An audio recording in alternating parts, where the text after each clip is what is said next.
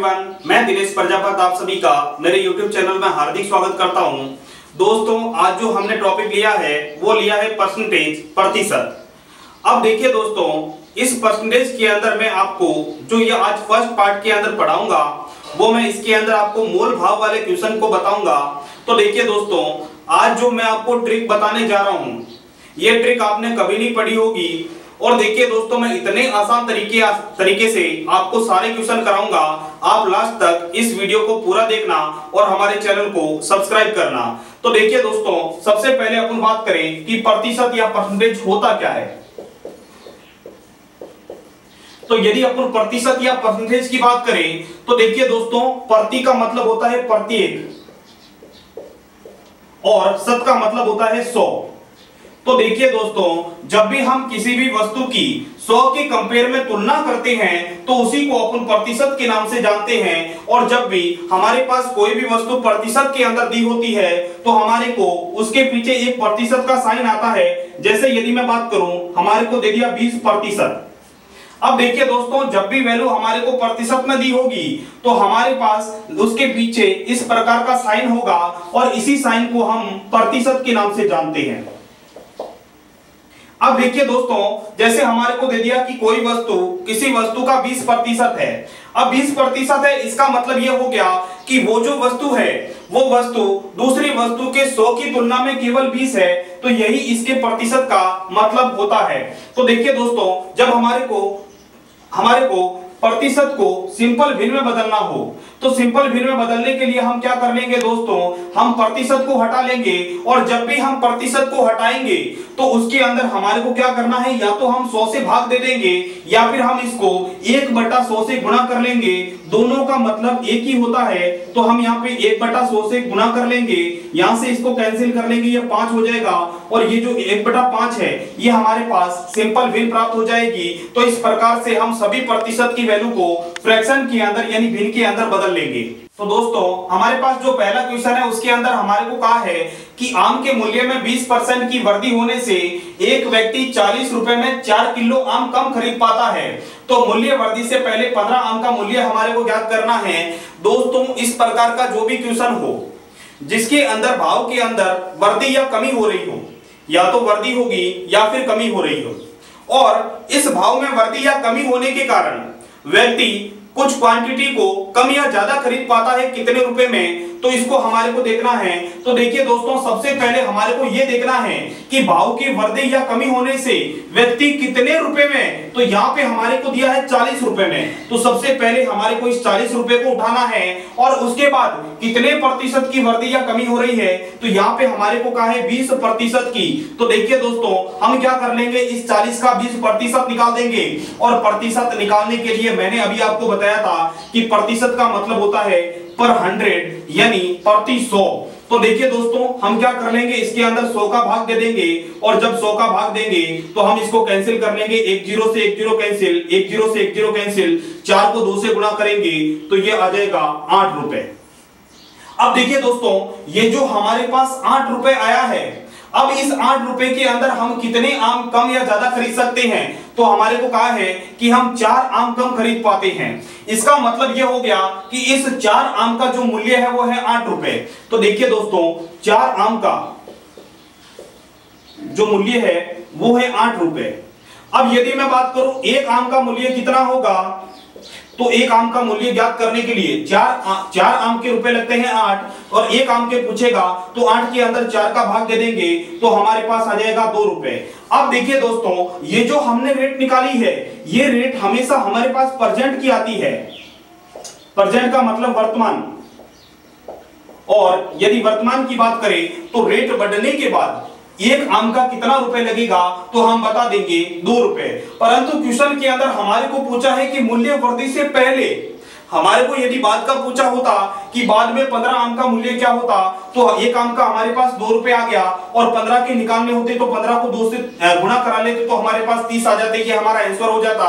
परंतु दोस्तों हमारे को क्वेश्चन के अंदर पूछा है कि मूल्य वृद्धि से पहले, अब जब भी मूल्य वृद्धि से पहले की बात करेगा तो हमारे को क्या करना है, वापस परसेंटेज को उठाना है, और परसेंटेज हमारे को दिया है 20%। अब देखिए दोस्तों, मैंने आपको पहले ही बताया है कि अपन को क्या करना है कि परसेंटेज को भिन्न के अंदर बदलना है, और जब भी हम इसको भिन्न के अंदर बदलेंगे तो हमारे को क्या करना है दोस्तों, 20 के अंदर 100 का भाग दे देंगे, और जब 20 के अंदर 100 का भाग दे देंगे तो ये कैंसिल हो जाएगा और ये हो जाएगा 1/5। अब देखिए दोस्तों, इस 1/5 का मतलब क्या हो गया, इस 1/5 का मतलब ये हो गया कि पहले जो मूल्य था, ये पहले मूल्य था 5 रुपए मान लीजिएगा, और 1 रुपए की वृद्धि हुई है। तो देखिए दोस्तों, पहले रुपए थे 5 रुपए, मान लिए 5 रुपए के अंदर पहले अपने को एक आम मिल रहा था, और फिर एक आम के अंदर 1 रुपए की वृद्धि हुई। अब मैं पूछूं, पहले 5 के अंदर मिल रहा था, अब 1 रुपए की वृद्धि हो गई, तो अब कितना हो गया, तो आप मेरे को बता दोगे कि यदि 1 रुपए की वृद्धि होगी तो अब जो मूल्य है वो 6 रुपए रह जाएगा, और पहले जो मूल्य था ये 5 रुपए हो जाएगा। यानी ये तो हमारे पास जो मूल्य है ये है प्रेजेंट का, यानी बढ़ने के बाद की रेट, और ये जो है ये है पहले का, यानी ये पास्ट रेट है हम। तो देखिए दोस्तों, हमने क्या कर लिया, हमारे को जो भी प्रतिशत दिया है इस प्रतिशत को सिंपल भिन्न में बदल दिया, और सिंपल भिन्न में बदलने के बाद हमारे पास ये आ गया कि पहले जो रेट 5 रुपए थी और 1 रुपए बढ़ गई, अब तो यानी पहले 5 थी और अब हो गई 6। अब देखिए दोस्तों, हमारे को इस 6 की वैल्यू दे रखी है 2 रुपए। देखिए दोस्तों, क्वेश्चन के अंदर मैंने पहले ही ज्ञात कर लिया कि प्रेजेंट की जो रेट है वो 2 रुपए है, तो हम क्या कर लेंगे दोस्तों, हमारे को प्रेजेंट में जो 6 आया है, इस 6 की रेट दे रखी है 2 रुपए, यहां से हम 1 की रेट निकाल देंगे तो ये हो जाएगा 2/6, और हमारे को पास्ट की रेट निकालनी है, तो पास्ट की रेट निकालने के लिए हम क्या कर लेंगे, 5 की वैल्यू निकालेंगे, और जब 5 की वैल्यू निकाल देंगे तो 2/6 इंटू 5। अब देखिए दोस्तों, ये जो हमारे पास आया है ये हमारे पास पहले के एक आम का मूल्य आ गया। यदि हमारे को ये पूछा होता कि मूल्य बढ़ने से पहले एक आम की वैल्यू क्या थी, तो हम ये लिख देते कि ये वाली जो है ये हमारे पास मूल्य बढ़ने से पहले एक आम की वैल्यू थी। परंतु क्वेश्चन के अंदर हमारे को पूछा है कि हमारे को 15 आम का मूल्य निकालना है, और जब 15 आम का मूल्य निकालना होगा, ये हमारे पास एक आम का है, तो इसको 15 से गुणा कर लेंगे, और जो कैंसिल हो रहा है उसको कैंसिल कर लेंगे। ये 3 बार कैंसिल हो गया, और ये हो गया 5 बार, 5 को 5 से गुणा किया तो ये हो गया 25 रुपए, और ये जो 25 रुपए है ये हमारा आंसर हो गया।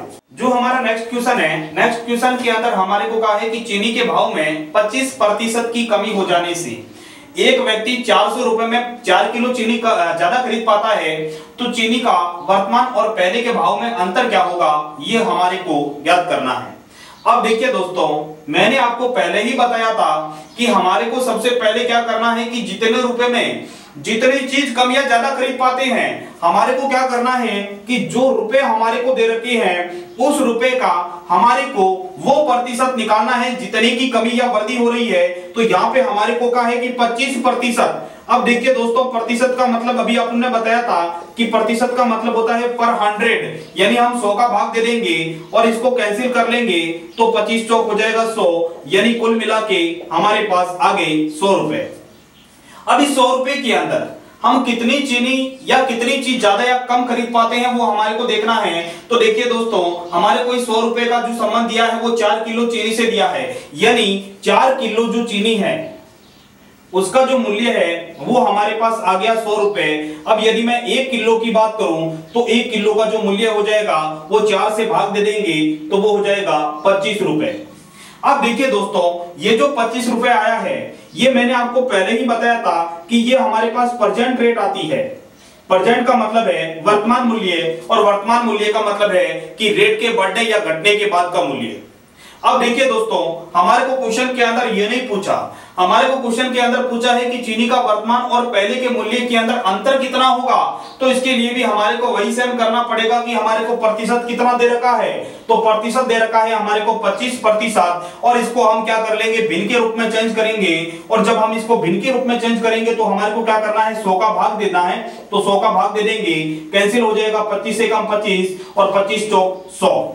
अब देखिए दोस्तों, जैसे ही हमने भिन्न में चेंज कर लिया तो भिन्न में चेंज करते ही हमारे पास जो रेट आती है वो इस प्रकार से आती है कि पहले जो मूल्य था वो था 4 रुपए, और देखिए दोस्तों इस समय कमी हो रही है। तो देखिए दोस्तों, जब वृद्धि होगा तो हम प्लस कर देंगे और जब कमी होगी तो हम माइनस कर लेंगे। तो पहले जो मूल्य था वो था 4 रुपए, अब 1 रुपए कम हो गया, तो देखिए दोस्तों वर्तमान मूल्य कितना रह जाएगा 3, और पहले था 4। अब देखिए दोस्तों, इस 3 की वैल्यू यानी ये प्रेजेंट है और ये मूल्य बढ़ने से पहले का मूल्य है। तो देखिए दोस्तों, इस 3 की वैल्यू हमारे को दे रखी है 25 रुपए। 3 की वैल्यू हमारे को दे रखी है 25 रुपए, और देखिए दोस्तों यहां से हम 1 की वैल्यू ज्ञात कर लेंगे तो वो हो जाएगा 25/3। और देखिए दोस्तों, क्वेश्चन के अंदर हमारे को पूछा है कि वर्तमान और पहले के मूल्य में अंतर ज्ञात करना है। तो देखिए दोस्तों, पहले हमारे पास जो चीज थी वो 4 रुपए की थी, अब वो चीज हमारे को 3 रुपए में मिल रही है। कुल मिला के अंतर कितना हो गया 1, और 1 का ही हमारे को रेट ज्ञात करना था। तो देखिए दोस्तों, ये जो 25/3 है, इस 25/3 को हम 3 का भाग देके 8 से ही 1/3 रुपए भी लिख सकते हैं, और ये जो है ये हमारा आंसर हो जाएगा। जो हमारा नेक्स्ट क्वेश्चन है, नेक्स्ट क्वेश्चन के अंदर हमारे को कहा है कि गेहूं की प्रति किलोग्राम कीमत में 12.5% की वृद्धि होती है, यह वृद्धि 5 रुपए के बराबर है, तो गेहूं की प्रारंभिक और नई कीमत ज्ञात करनी है। अब देखिए दोस्तों, ये जो क्वेश्चन है, ये क्वेश्चन वैसे तो बहुत इजी क्वेश्चन है। अब इस क्वेश्चन को अपन किस प्रकार से सॉल्व करेंगे, तो हम वही विधि काम में लेंगे। सबसे पहले हमारे को जो परसेंटेज दिया है 12.5%, इस 12.5% को हम क्या कर लेंगे कि भिन्न के अंदर परिवर्तित करेंगे, और भिन्न के अंदर परिवर्तित करने के लिए हम क्या कर लेंगे दोस्तों, ये जो हमारे को फ्रैक्शन की मिश्र भिन्न दे रखी है इसको हम सरल भिन्न में कन्वर्ट करेंगे। तो 2 को 12 से गुणा कर लेंगे, 12 दूना 24, और 1 जोड़ लेंगे 25, यानी ये जो है ये हमारे पास 25/2% के बराबर है। अब देखिए दोस्तों, हमने इसको एक सरल प्रतिशत के रूप में बदल दिया। अब इसको हमारे को फ्रैक्शन के अंदर बदलना है, और जब भी हम फ्रैक्शन यानी भिन्न के अंदर बदलेंगे तो हम प्रतिशत को हटाकर 100 का भाग दे देते हैं। तो ये 25, ये बटा 2 और इंटू कर लेंगे 100। अब इसको कैंसिल कर लेंगे, ये 4 बार कैंसिल हो गया, और 4 दूनी हो गया 8, यानी ये हमारे पास हो गया 1/8। अब देखिए दोस्तों, हमारे को क्या कहा है कि 12.5% की वृद्धि होती है। और देखिए दोस्तों, मैंने आपको पहले ही बताया था कि ये जो नीचे वाली है, ये नीचे वाली हमेशा हमारे पास पहले वाली कीमत होती है, यानी जो पहले कीमत थी, प्रारंभिक कीमत थी, वो ये 8 है, और 1 रुपए की वृद्धि हो रही है। इसका मतलब अब है 9 रुपए और पहले थी 8 रुपए। अब हमारे को क्वेश्चन के अंदर क्या कहा है कि जो वृद्धि है वो 5 रुपए के बराबर है, और वृद्धि दोस्तों यहाँ पे हुई कितनी है 1 रुपए की, यानी कुल मिला के हमारे पास एक की जो वैल्यू है वो आ गई है 5 रुपए। अब हमारे को सबसे पहले पूछा है कि प्रारंभिक वैल्यू क्या थी, तो प्रारंभिक वैल्यू थी 8, यानी हम प्रारंभिक वैल्यू निकालनी होगी। तो 1 की वैल्यू हमारे पास 5 है, हमारे को 8 की वैल्यू निकालनी है, तो 8 को 5 से गुणा कर लेंगे, ये आ जाएगा 40 रुपए। और देखिए दोस्तों, यदि हमारे को नई कीमत की बात करेगा तो जो नई कीमत है हमारे पास 9, यानी 9 × 5 कर लेंगे, 9 पंजे हो जाएगा 45 रुपए, और ये 45 रुपए आंसर हो जाएगा। तो हमारा जो ऑप्शन है, पहले कीमत थी 40 और अब हो गई है 50, ये पहले कीमत थी 40 और अब हो गई है 45, इसको ऑप्शन को चेंज कर लीजिए, 45 रुपए। तो ये जो है ये हमारा आंसर हो जाएगा। जो हमारा नेक्स्ट क्वेश्चन है, नेक्स्ट क्वेश्चन के अंदर हमारे को क्वेश्चन के अंदर पूछा है कि किसी भी वस्तु के भाव के अंदर कुछ कमी या वृद्धि हो रही है, तो हमारे को क्वेश्चन के अंदर ज्ञात करना है कि खर्च जो खपत है उस खपत के अंदर कितने प्रतिशत की वृद्धि या कमी की जाए कि हमारा जो एक्सपेंसेज है, जो खर्चा है वो अपरिवर्तित रहे, यानी जितना खर्चा पहले हो रहा था उतना के उतना बाद में हो। तो इस प्रकार के क्वेश्चन को करने की एकदम आसान ट्रिक मैं आपको बताता हूं। तो देखिए दोस्तों, जब भी हमारे को किसी भी वस्तु के मूल्य में वृद्धि या कमी की बात करें तो सबसे पहले कितने प्रतिशत की वृद्धि हो रही है उसको हम लिख देंगे इस प्रकार से। अब देखिए दोस्तों, ये हमारे को मिश्र भिन्न में दे रखा है, इसको हम सरल भिन्न में कन्वर्ट कर लेंगे।